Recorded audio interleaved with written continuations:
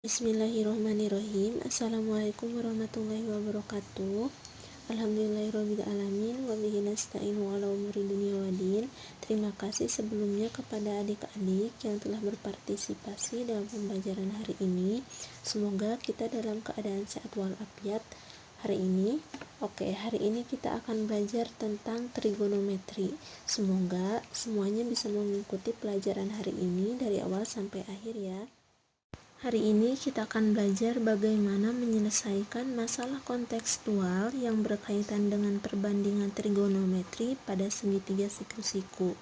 Nah, akan ada 3 contoh soal, di mana yang pertama ini adalah contohnya tentang mengenali dan memanfaatkan hubungan antar gagasan, ide atau konsep dalam matematika.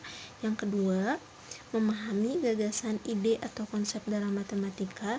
Yang ketiga, mengenali dan menerapkan matematika dalam ilmu-ilmu atau konteks di luar matematika.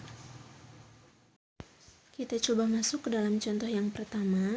Di sini coba saya bacakan terlebih dahulu ya soalnya. Di sini katanya Yusuf sedang berdiri di alam terbuka dan terkena cahaya matahari. Panjang bayangan Yusuf adalah setengah dari tingginya. Jika tinggi Yusuf adalah 160 cm, tentukan nilai sinus, kosinus, dan tangen sudut yang terbentuk dari tinggi Yusuf dan bayangannya.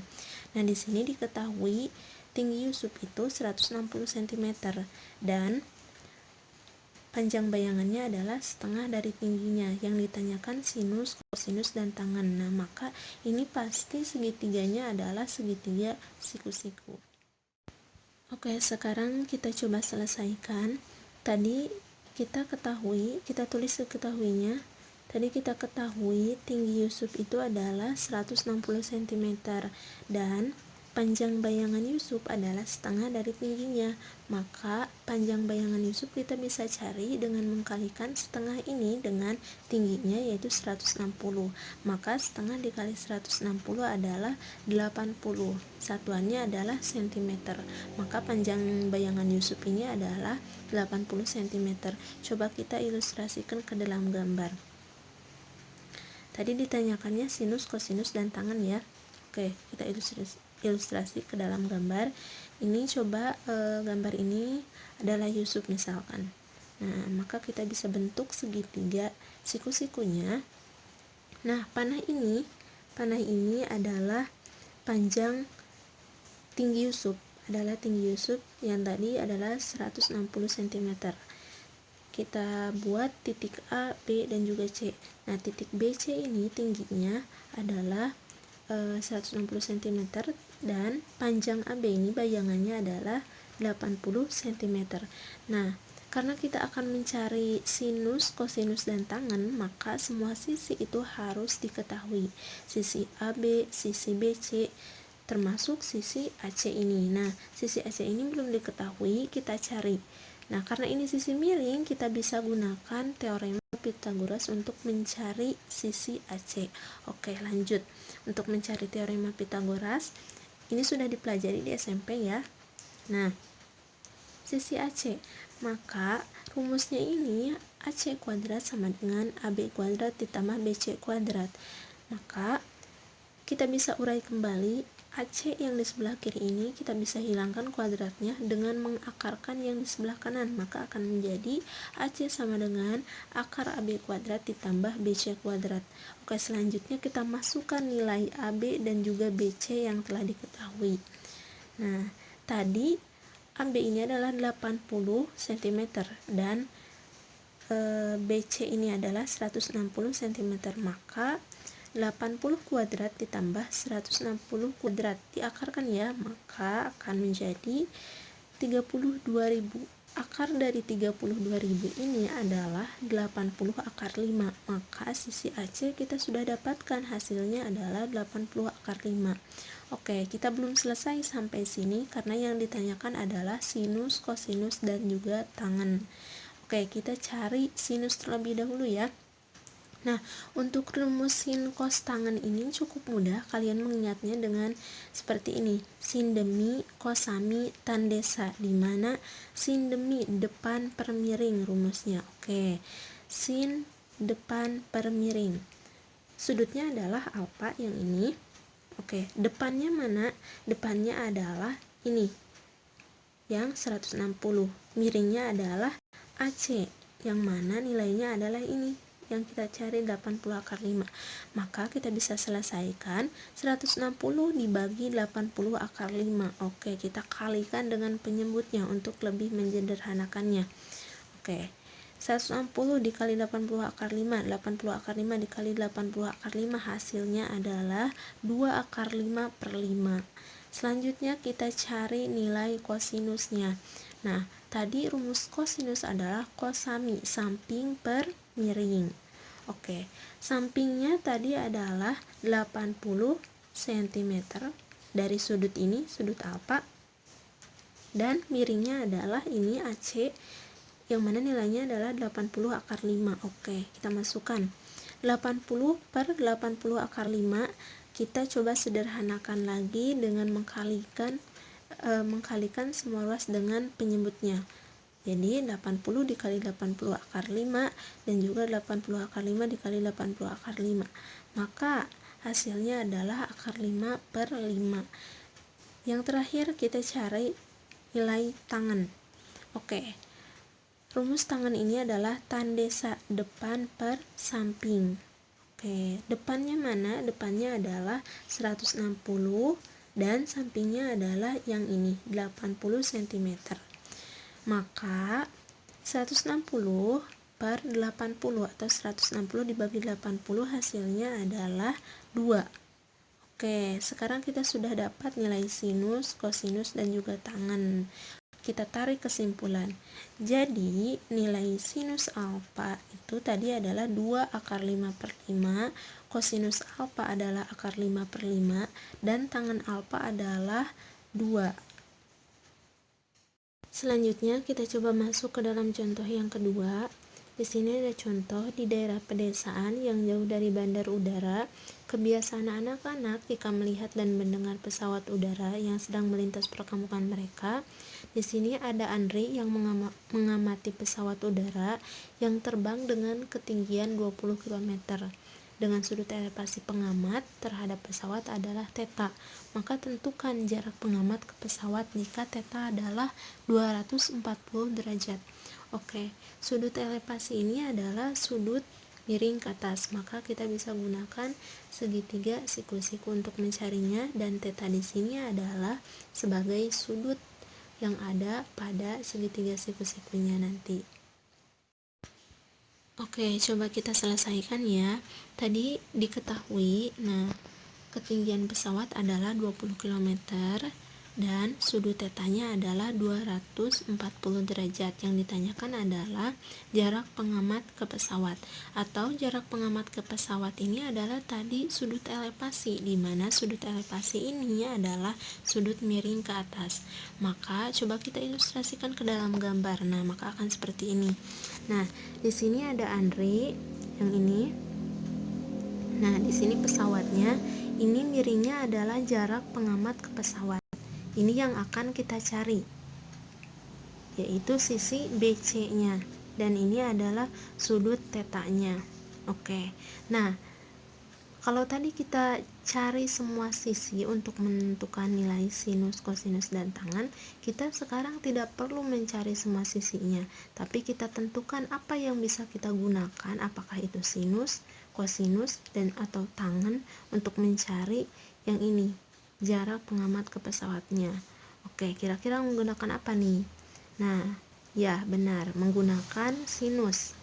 Karena apa? Yang ini yang miringnya. Tadi rumus sinus adalah sin demi, depan per miring. Oke, selanjutnya kita langsung masukkan aja ya. Sin 240 derajat. 240 derajat ini dari sudut θ-nya yang tadi sama dengan 20 per BC. 20-nya ini adalah ketinggian pesawatnya. BC ini adalah yang akan kita cari, yaitu jarak pengamat ke pesawat. Oke, lanjut. Kita selesaikan. Kalau misalnya kalian hitung manual, akan sangat sulit. 240 derajat ini memang sudut istimewa, tapi karena besar mungkin biasanya sulit untuk menemukannya. Maka kita bisa pecah nih. 240 derajat ini kan ada di kuadran 3.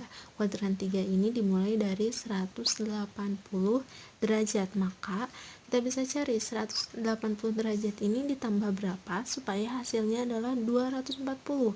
Oke, betul sekali. Ditambah 60 derajat. Maka sinus 180 derajat ditambah 60 derajat. Nah, maka sinus 240 derajat ini akan sama dengan sinus 60 derajat. Oke, coba. Nah, sinus 60 derajat sama dengan 20 per BC. Kalau kalian tidak percaya, kalian bisa coba gunakan kalkulator. Bandingkan atau cari nilai sinus 240 derajat dengan sinus 60 derajat, apakah sama atau tidak. Oke, sinus 60 derajat ini adalah setengah akar 3. Nah, maka setengah akar 3 sama dengan 20 per BC. BC ini adalah yang akan kita cari atau jarak pengamat ke pesawatnya. Sekarang, nah kita bisa pindah ruaskan nih, sudah punya nilainya. BC sama dengan 20 dibagi setengah akar 3. Kita coba sederhanakan lagi seperti tadi dengan mengkalikan semuanya dengan penyebutnya. Oke, 20 per setengah akar 3 dikali setengah akar 3 per dibagi setengah akar 3. Oke, 20 dikali setengah akar 3 hasilnya adalah 10 akar 3, dan setengah akar 3 dikali setengah akar 3 adalah 3 per 4. Oke, kita coba sederhanakan lagi. 10 akar 3 dibagi 3 per 4 hasilnya adalah 40 per 3 akar 3. Nah, sekarang BC nya sudah diketahui nih, 40 per 3 akar 3. Nah, tadi BC ini adalah jarak pengamat ke pesawat. Jadi kita sudah selesai. Nah, sudah selesai. Kita tarik kesimpulan. Nah, jadi jarak antara pengamat ke pesawat adalah 40 per 3 akar 3. Jangan lupa satuannya adalah kilometer. Oke, selanjutnya kita masuk ke dalam contoh soal yang ketiga atau yang terakhir. Coba saya bacakan terlebih dahulu soalnya ya. Di sini seekor elang terbang tepat di atas sebuah kandang ayam dengan kecepatan 30 meter per menit. Nah, elang tersebut mengamati seekor ayam sedang berada tidak jauh dari kandangnya. Ayam memiliki waktu 5 menit untuk masuk ke kandang sebelum elang mematuknya. Jika sudut yang terbentuk dari elang terhadap ayam adalah 30 derajat, maka berapakah ketinggian elang tersebut? Oke, di sini sudutnya adalah 30 derajat. Ini harusnya 30 derajat ya, maaf ini salah ketik. Oke. Sebelum mencari ketinggian elang tersebut, kita cari jarak dari ayam ke kandangnya atau sisi AB-nya. Selanjutnya, coba kita jawab. Rumus dari jarak ini adalah kecepatan per waktu, atau dalam fisikanya adalah D sama dengan Pi per T. Kecepatannya tadi adalah 30 meter per menit. Waktunya yang dimiliki ayam tadi 5 menit, maka 30 per 5 hasilnya adalah 6. Maka sisi AB ini adalah 6. Oke. Tadi yang ditanyakan adalah ketinggian elang ini ya. Atau yang akan kita cari adalah sisi AC-nya, yang ini, sisi AC. Oke, maka kita bisa gunakan rumus tangan ya. Betul, rumus tangan, karena tangan itu adalah tan desa, depan per samping. Depannya tadi kita sudah punya ini AB yaitu 6, sampingnya yang kita cari yaitu yang ini, yang AC.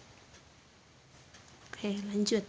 Maka tangan 30 derajat ini dari sudut yang terbentuk yang tadi terhadap elang terhadap ayam. Oke, tangan 30 derajat sama dengan AB per AC.